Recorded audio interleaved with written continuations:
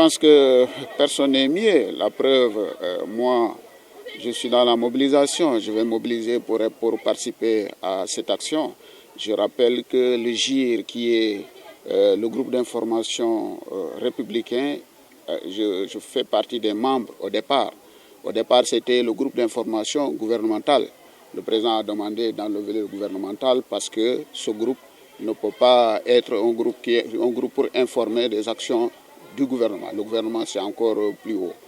Donc, j'ai été informé avant de venir ici et je pense que j'ai appuyé, j'ai donné mon appui en tant que responsable.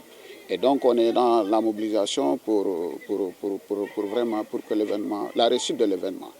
Donc, je pense qu'il n'y a pas de, à ma connaissance, je n'ai pas entendu de réticence par rapport à cette activité. Du côté où on est, parce qu'une campagne de commercialisation, c'est plusieurs acteurs.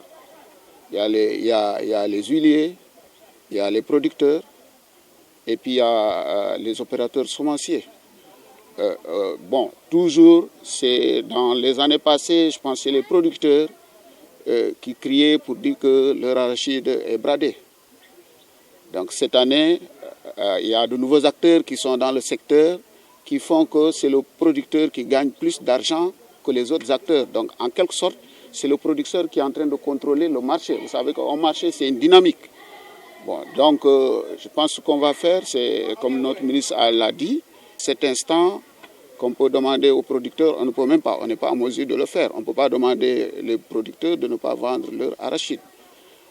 D'autres ont donné des propositions, ils ont demandé d'interdire les Chinois, mais je pense qu'il y a des accords internationaux que le Sénégal a signés. Est-ce qu'on peut techniquement interdire les Chinois de venir? De toutes les façons, même si on les interdit, c'est des Sénégalais qui vont acheter. On ne peut pas empêcher ces Sénégalais-là d'acheter. Ils vont acheter peut-être pour exporter.